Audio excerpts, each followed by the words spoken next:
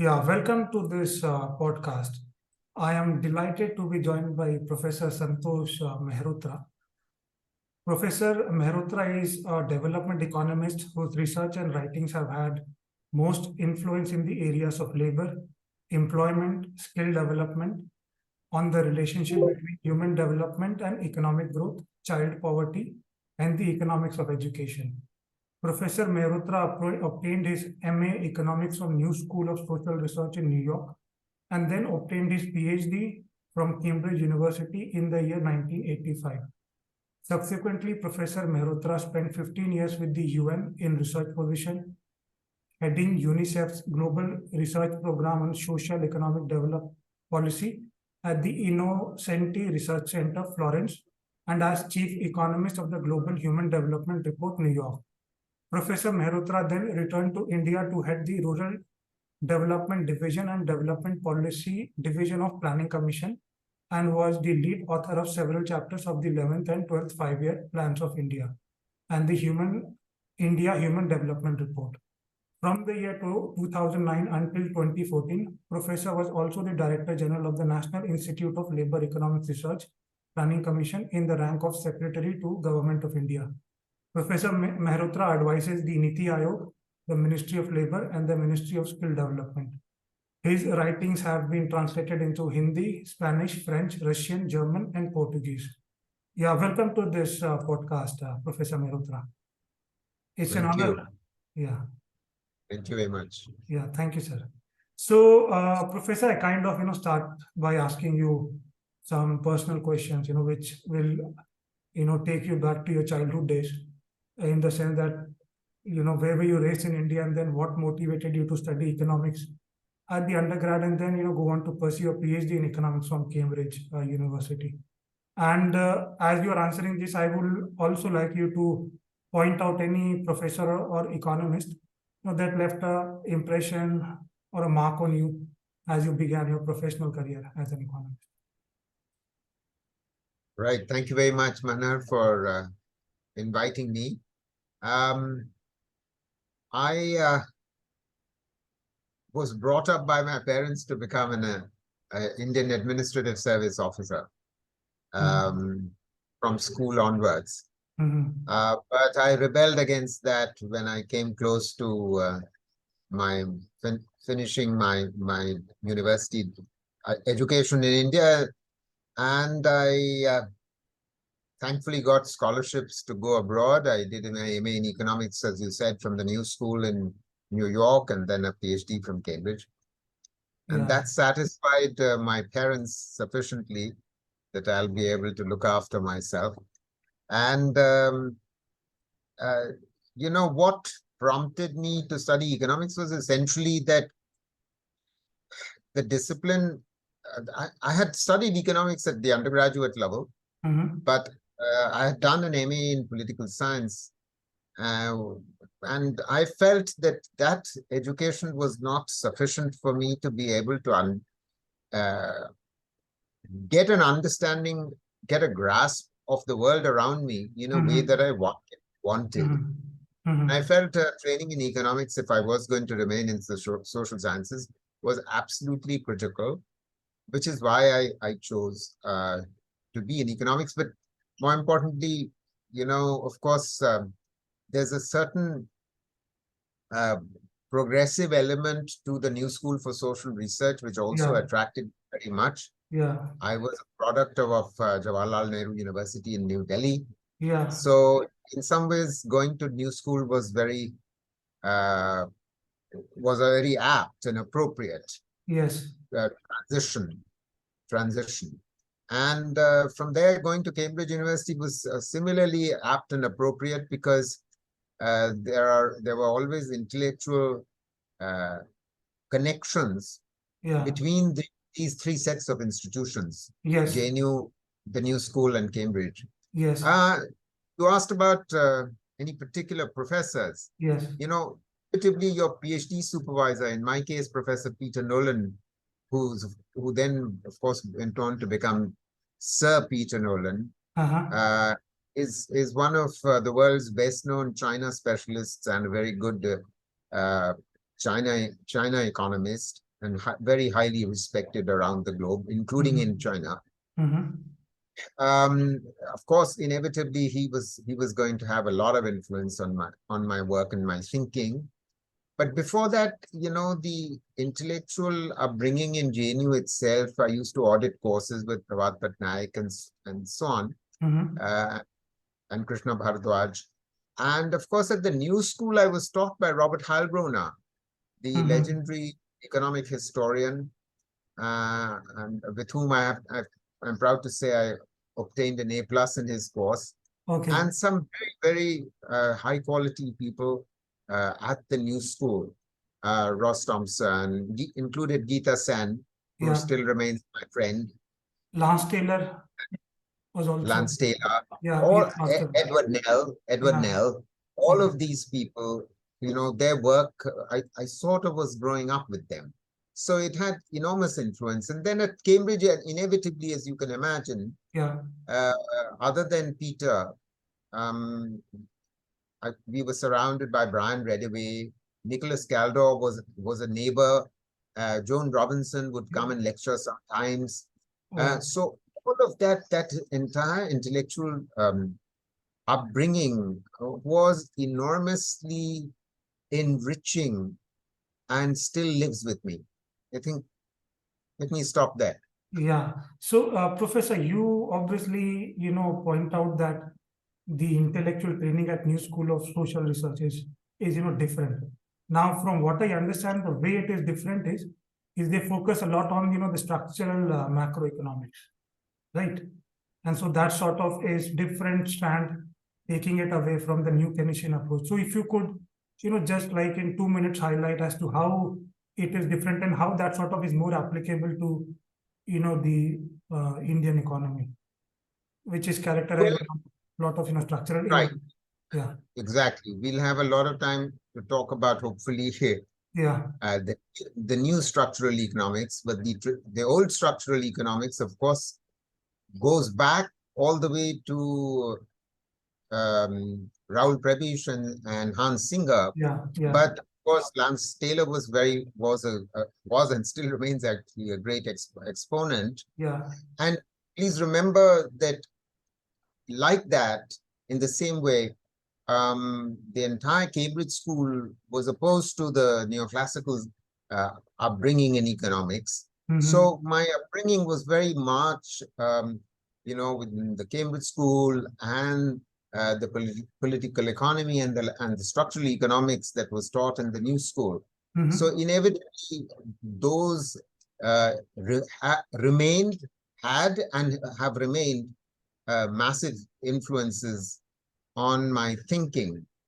Later on, of course, I have to admit, because at that stage I was never exposed to Amartya Sen, at least at the New School. But Amartya Sen's work has had enormous influence, and that continues to impact my writings, as you will discover as perhaps we proceed. Yeah, Professor. That brings me to the next question, which is a series of questions.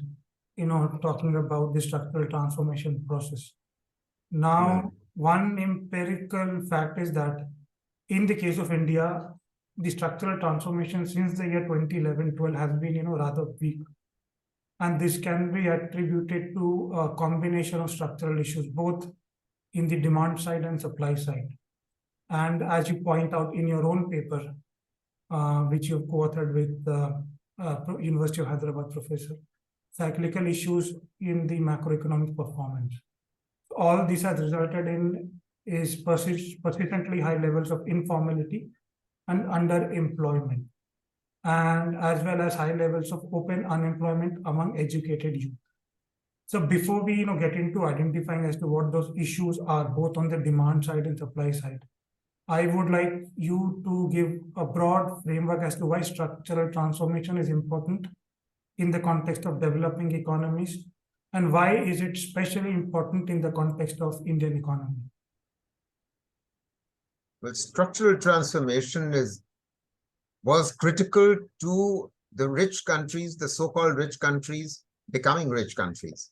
And in some ways, that thinking has continued to influence all of us, development economists. And it goes without saying that a country which will remain dependent upon agriculture as its mainstay, both in terms of output as well as employment, cannot raise productivity at the same rate as other economies which make a transition towards industry and services.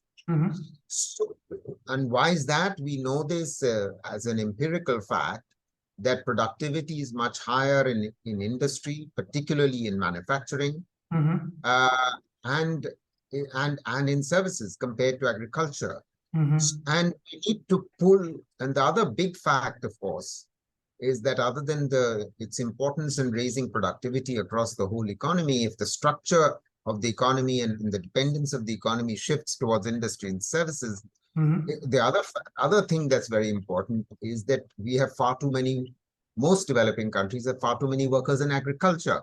And we have to pull workers out of agriculture. And without that, it becomes impossible to actually raise per capita incomes. Now, our challenge is actually much greater than the challenge of countries which are already rich. Let me explain why. You see, when the rich countries began to grow post the first industrial revolution in the last quarter of the 19th century, their population in the year 1800, sorry, I'm talking about, let's say, Europe. Europe's population, which is where the first industrial revolution began, in the year 1800 was actually about 185 million. Okay. At the end of 100 years, in other words, at the end of what can be called the first century of the first and second industrial revolution, meaning the year 1900, 100 years later, Europe's population had merely doubled to about 400 million. And it had doubled slowly over a period of time as those economies, the European economies, raised their per capita incomes as well as their structural transformation happened, a significant chunk of it. But compare that to developing countries. If you look at the population of Asia, or of Latin America, or of Africa, in the year 1900, and you look at the next 100 years, let's say up to the year 2000, which is perhaps can be said as a comparable period in our development, in the sense that over this period, we were undergoing our own first and second industrial revolution, compressed and simultaneous in time. And our populations did not merely double. Our populations increased many, many fold. I mean, I discussed this in my Cambridge University Press book of 2016, Seizing the Demographic Dividend. So the period of our demographic dividend is relatively more compressed, and our demographic transition tends to happen faster. And main reason for that, of course, is that we imported the technological advances in the medical sphere and were beneficiaries of that from the rich countries. And therefore, our death rates fell. Our death rates fell, but our birth rates did not fall commensurately. And therefore, the gap between the death and birth rates was so much larger that our population growth rates were much higher. And this is a huge problem for developing countries, and therefore, it compresses the period of what could be called a demographic dividend when the share of the working age population is rising and the share of the dependent population is falling. It compresses it. Is that period, in India's case, for instance, is only about 60 years from our dividend began in the early 1980s. It's going to end by the end of the 2040s. And we have to ensure a structural transformation in this period, because otherwise we'll become an aging society, just as the rich economies have become aging societies. And our time is running out. China has already become an aging society. Most of Latin America has run out of its demographic dividend, and none of the Latin American economies are till date rich countries, despite the fact that all of Latin America became independent of their colonial masters about 200 years ago. So in other words, we face challenges which are much greater. At the same time, we face the challenge that we are importing the technologies which have come to us from the rich countries, which obviously require much less labor. In other words, are much more capital intensive. So we have the challenge of a large and rapidly growing population, which must be absorbed in the industrial and the services sectors at a pace much faster than was the requirement in Europe, because Europe also had, very, very relatively high in the 19th century, very high mortality rates, because most of their technological developments in health, which improved their death rates, actually happened only in the early part of the 20th century. So you can see there are real structural differences in the kind of challenges that we are facing as opposed to them. Therefore, I'm emphasizing on the one hand the importance of the need for structural change, rapid structural change in our countries, while at the same time ensuring that our population growth rates slow down as quickly as possible. And so, you talk about the fact that technology sort of, raises the productivity. And that is, linked to the next question, which is that, growth is necessary, but not a sufficient condition for structural change. Because, growth can, come from increase in productivity. But structural change is a sufficient but not a necessary condition for growth. So, crucially from a welfare standpoint, both of these, should be, the objective, of the, government. So neither by itself is, sufficient, right? So, given that, sir, I would like you to give your thoughts and, be specific in terms of, the trajectories in the Indian economy since independence and dating back, to the first 5-year plan, second 5-year plan, early 90s, since the liberalization, and since, the great financial crisis, since the year 2000. Right. 8. Right. Yeah.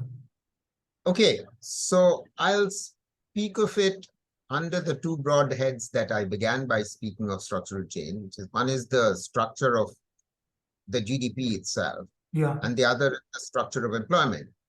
So, if you look at the share of agriculture in GDP in 1950-51, it was actually 54%. And it comes down rather slowly in the next 20 years. By 1970-71, it's down from 54 to 44%. And in that period, industry is actually growing quite rapidly. Please remember that was the period of the second 5-year plan. The entire Mahalanobis-Feldman model and based on the Soviet experience. And industry share of GDP actually rose from 14% in 50-51 to 21%. While services was barely growing, its share was 30% and it went to 33%. What is important and interesting is that in the next sort of decade, the 70s, there is very little structural change taking place. Please remember the 70s was a period of of great international and domestic crisis in our economy. Yeah. We had two oil shocks. Yeah. We had two wars, one with China, one with Pakistan.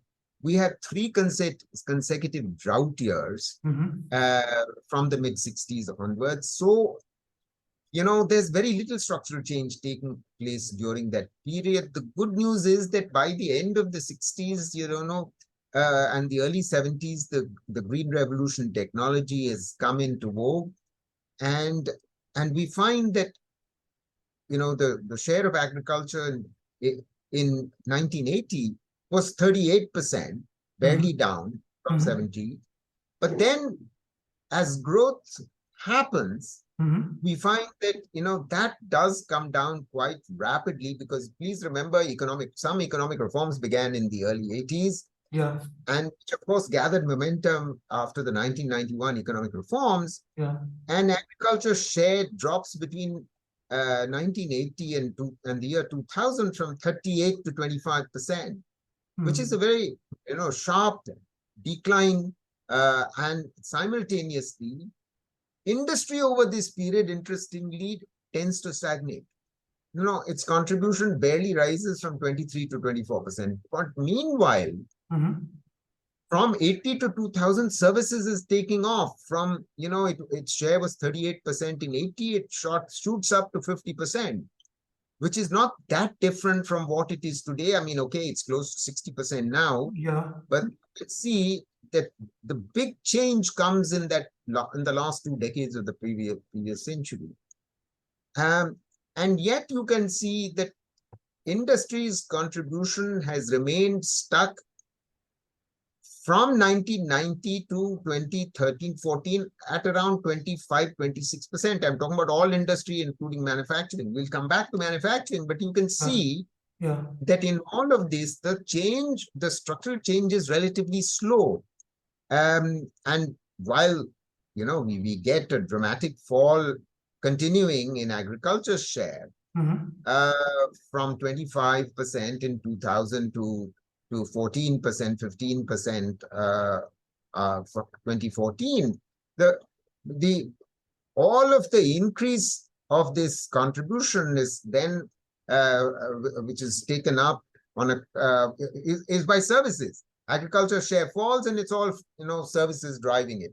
So we all know that, it's not that structural change has not taken place in the economy. It's just that we missed the whole manufacturing phase, which is highly problematic, and I hope we'll come back to talk about it. And the same problem, in a sense, besets the share of employment. And I began by saying that this is an economy which is already, since the early 1980s, in the midst of its demographic dividend. And we can't be in a situation where, our share in employment in agriculture, which in 72 was still 74%, was down in 2011-12 only to about 49%. It's 50%. So that's really problem, with not much larger share of the workforce getting absorbed in industry and services, which together contribute a quarter of the total workforce, industry and services. So I'm saying the foundational characteristic of the pattern of our structural change, as opposed to the East Asian cases, is that being relatively slow. However, I have to say that it has gathered momentum, and we can come back and talk about that. Yeah.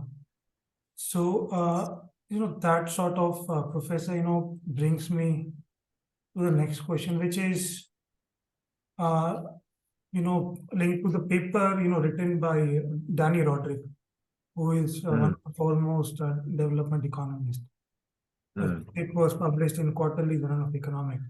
So he sort of makes a point that the expansion of manufacturing activities in developing countries, is more inclusive, because you don't have to spend a lot in upgrading the human capital, the aggregate human capital, because same sort of qualification, or maybe marginal sort of qualification can give you employment in manufacturing.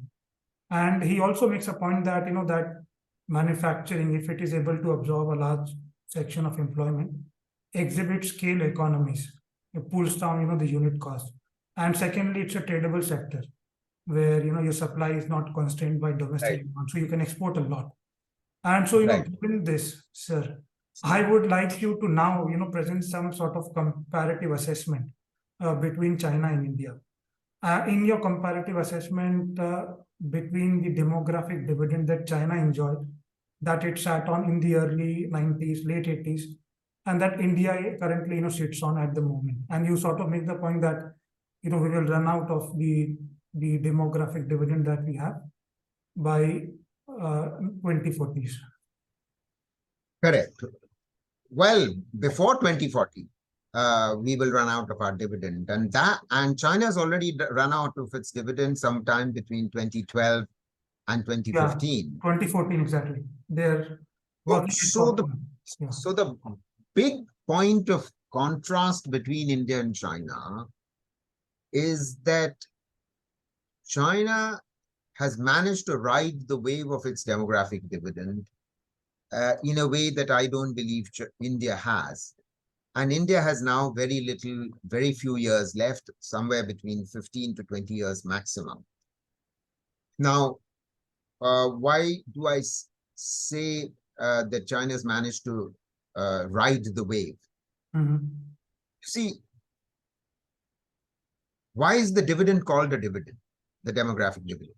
It's called a dividend because as this structural change happens in the economy, which we have been discussing from the beginning, workers move out from agriculture into industry and services where the productivity is higher, and which has spillover effects in the rest of the economy, and therefore it raises productivity across the economy. When that happens, people, if they get absorbed in industrial and services jobs, their incomes rise. When their incomes rise, the potential for savings as a proportion of GDP in the economy rises. And when savings to GDP rise, investment to GDP rises, and therefore the growth rate rises. Which is precisely the phenomenon that China experienced for a 30-year period. I mean, their savings rate rose very sharply, and they have the highest savings rate in the world. They still do. And over that dividend period before it ran out, it was very high. Our savings rate begin to kick in and rise very rapidly from about 20 years ago. Our savings rate in the year 2002-03 were 23%. Investment rate was 24%. From 1950, when it stood at sort of 6 and 7%. So there had been a gradual upswing over a 50-year period, but then a phenomenal change takes place. The phenomenal change is that in a matter of 6 or 7 years, India's savings rate goes from 23% to 37% in the year 2007-08. And investment goes from 24% to 38%, a 14 percentage point increase. Now, which is very good. But let me come back to the whole point about the contrast between India and China. You see, economic reforms in China begin in 1979. India's began in 1991.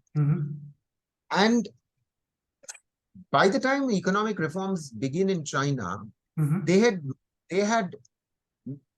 made three achievements which India had not. One, they had achieved much better health status because of the investments they made in the first 30 years after their independence, their revolution. Second, they had made massive investments in education. The education status of their population was much higher than when our economic reforms began. And thirdly, they had carried out land reforms, as a result of which the main asset that exists in a poor developing country was relatively equally distributed. So on account of these three factors, which we had not, We had carried out land reforms, but they were not so equitably implemented.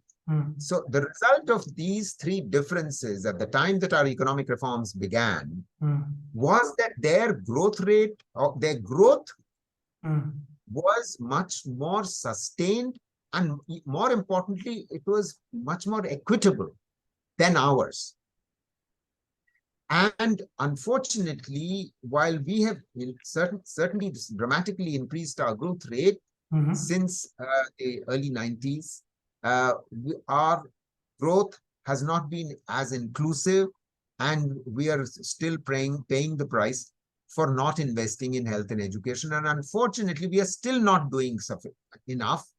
And we saw evidence of that in the massive deaths, the highest in the world, that took place in our country during COVID. I mean, despite the disputes between government and non-government sources, the fact of the matter is most independent experts believe that we lost about 4 million people during COVID, not the 400,000 odd that the government claims we lost. And that was primarily because our health system was simply not up to it. And I think the second evidence of this, the fact that we didn't invest in human capital, is in the fact that our population growth rate has been much higher than in China. Although China began with a population of 550 million in 1950, our population was only 330 million at independence. And look what has happened since. We have become the most populous country in the world, pipping China with the highest population in the world. Now, that is a problem for us. It's just good news that we still have 15 to 17 years left of our demographic dividend, and we have to take advantage of it in the way the Chinese did. But please remember, and I will finish this comparison between India and China with this point, that the Chinese leaders are saying that Europe became old after they became rich. And their per capita income at purchasing power parity is more than double ours, although we started at the same level of per capita income in 1979 or in even 1990. And they say that we have become old. The Chinese leaders are saying we have become old without becoming rich, despite the fact that they are much richer than us. So you can imagine what a challenge that we face. It's a real problem that we are not focusing on bringing down the population growth rate in the Hindi belt states. The UP and Bihar still have a TFR of 3 and 3 in Bihar and 2.4 or 5 in UP. And the investments in public health, public education in the Hindi belt are absolutely, desperately, urgently needed. Otherwise, they can't even increase their growth rate. But I'll come back to that later. The GDP growth rate is impacted by these things. Right. Professor Mehrotra. So you pointed out, structural change made a positive contribution to growth after the 90s, especially during the first decade after the 91 reforms. But big part of that growth came from expansion of finance, insurance, and other business services, which you actually pointed out.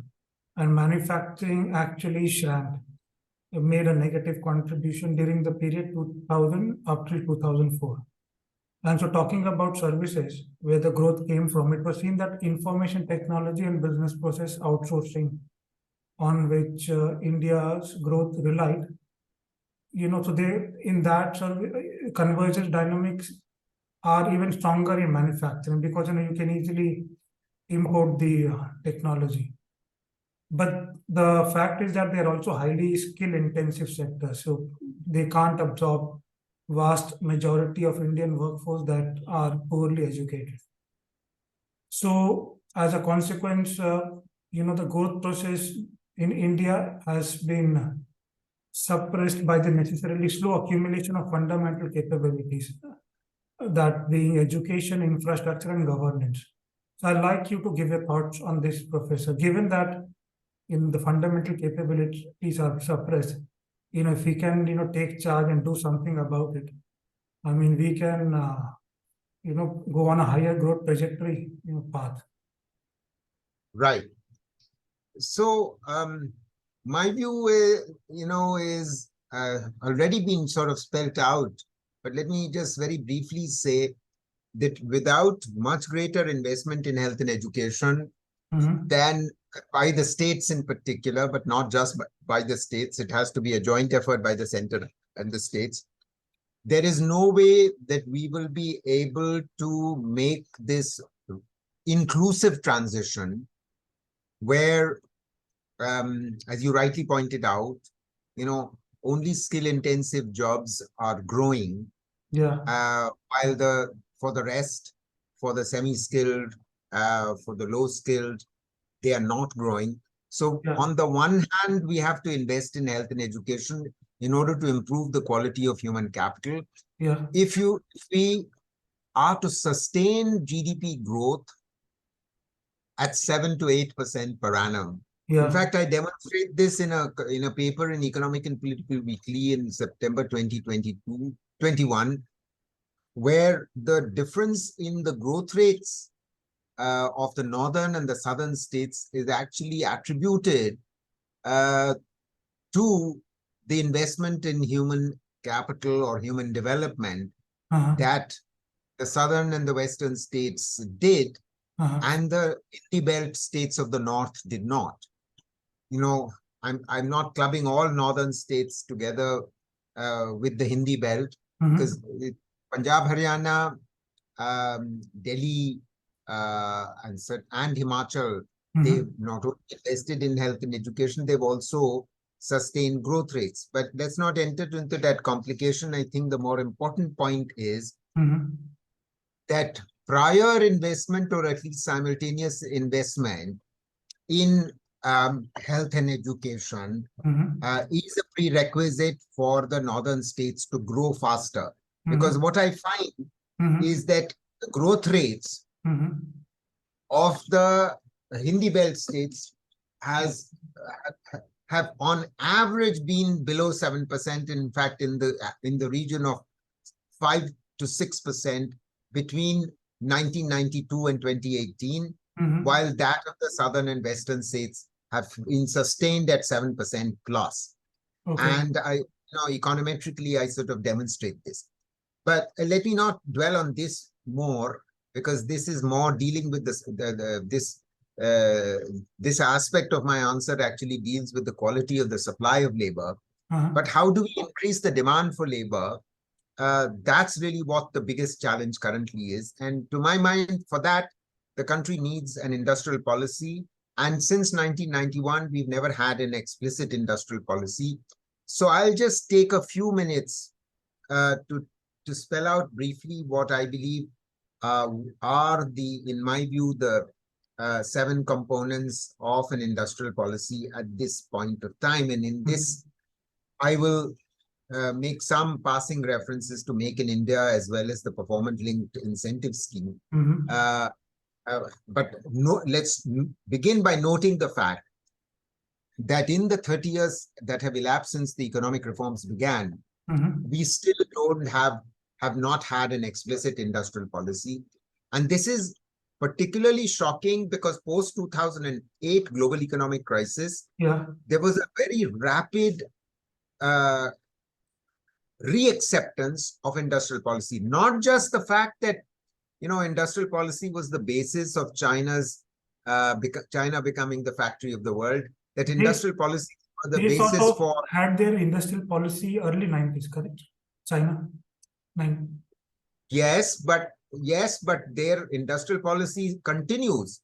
Their planning commission, after their economic reforms became more powerful, not less powerful, after the economic reforms. Unlike in our case, I mean, our planning commission has been done away with by this current government, which is tragic. Because the home industrial policy in China is the state planning commission called the NDRC. And equally importantly, in the other East Asian countries, Korea, Taiwan, and the Southeast Asian countries, bar none, all of them had industrial policies. And we have not had one, and we have paid the price for that. And I think that's a real problem. Let me just say in passing, the fact that there is a certain misconception in our country that that the services sector grew in our country on account of the government getting out of the way of the IT sector and so on. Actually, the exact opposite. As an industry secretary pointed out to me, and writes in a book of mine called Reviving Jobs, where, he points out three things which are very important, and I agree with him entirely, which may enable the services and especially the IT sector in our country to thrive and flourish and become what it is, and the provider of foreign exchange that it has become. Firstly, in the 90s, after the economic reforms began, it was the government which created software parks. So the provision of software parks and all the infrastructure that was needed was done by the government. Secondly, another major intervention of the government was that duty-free imports of electronic hardware for the software industry and of import of software was permitted to enable the IT sector to grow. You see, so while there was a reduction in the tariff rates in post-1991 in manufacturing as well, but it happened first to enable the services sector to grow. That's the second big thing. And the third big contribution was, of course, the public investment that was made in the IITs and the engineering colleges, which created practically free labor for the IT sector. So these were major investments on the supply side as well as the demands, particularly the supply side of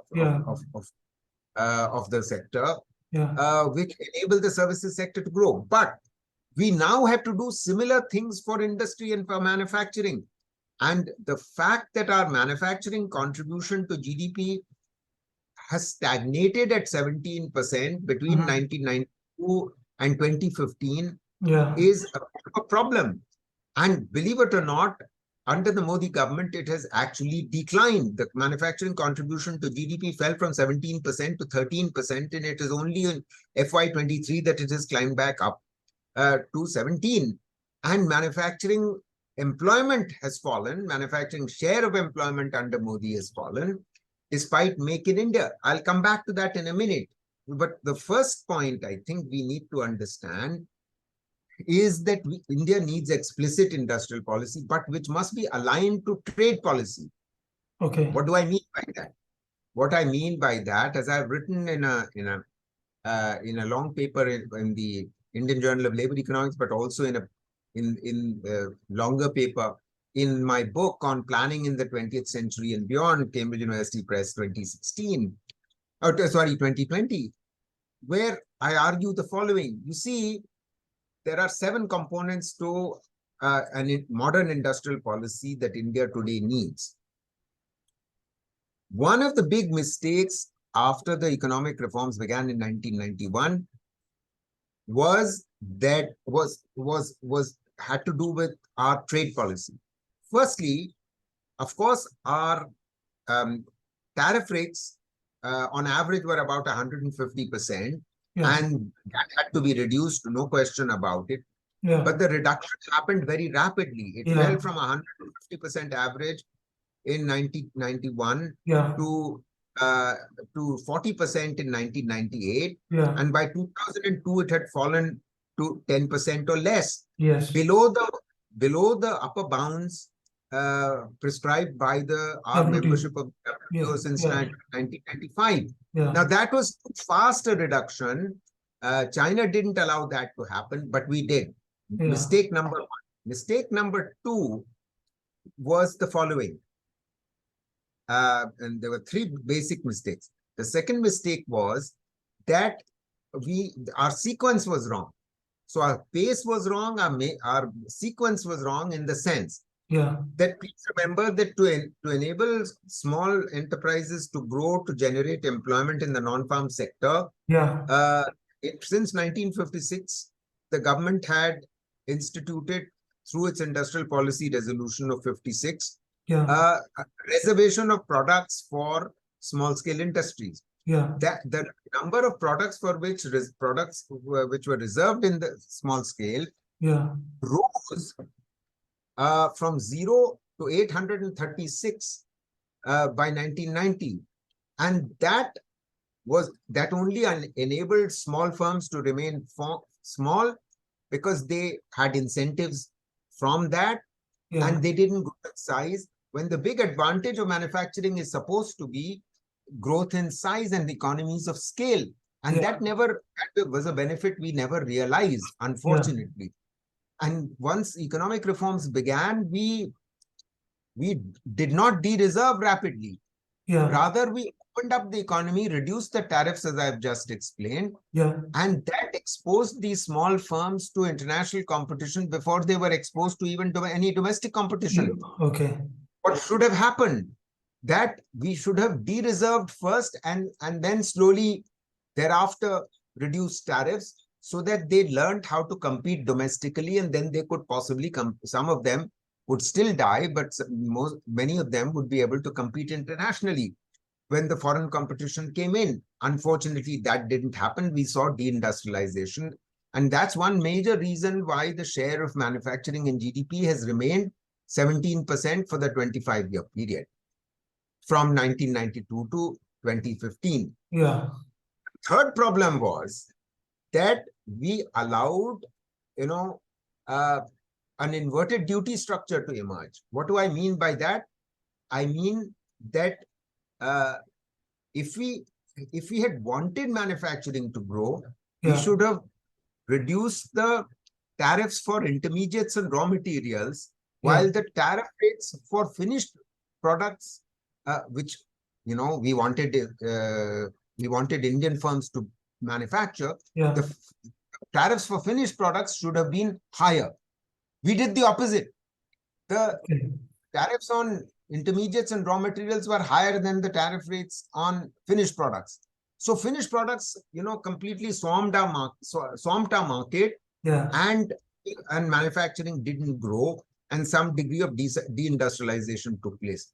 Unfortunately, this has affected the growth of manufacturing in a whole series of sectors, whether it's paper and paper products, chemicals products, electronics, electrical products, machinery, aluminium.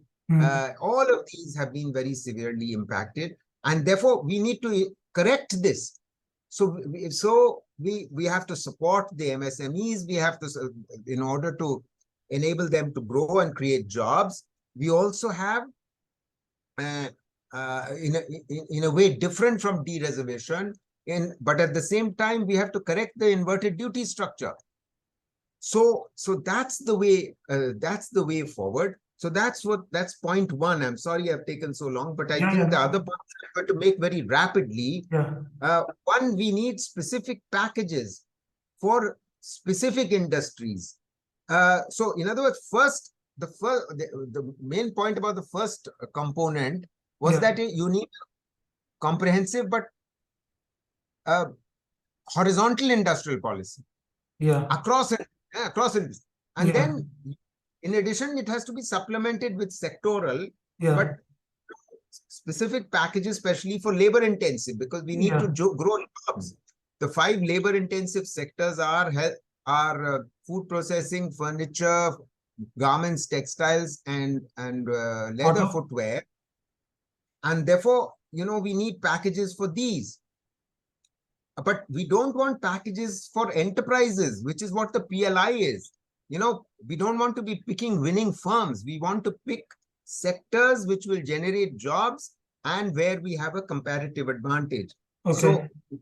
So we need to focus on packages in electronics, phones, yes, defense, solar, but also for the 5 labor intensive. Thirdly, if we need to support MSMEs, for that we need a much more coherent cluster development policy. We have 5,000 clusters, industrial clusters in our country, and they are not getting the kind of support they need. So, for example, in the auto, they came out with an AMP document plan in the year 2016. Well, see, auto is a exception. Auto is, got a auto manufacturing plan from 2006 to 16 that was extended from 16 to 26. And there is no inverted duty structure in automobiles. There is similarly, there is no inverted duty structure in pharmaceuticals. We've supported pharmaceuticals and automobiles and auto components in the right way. That's why these two industrial sectors have grown. But the vast majority of other sectors have not been supported in the correct way. So, and the last thing I want to say about industrial capacity, I think people will have to read my paper, is design capability. We used to have design capability. We've allowed that to wither away. And finally, R&D.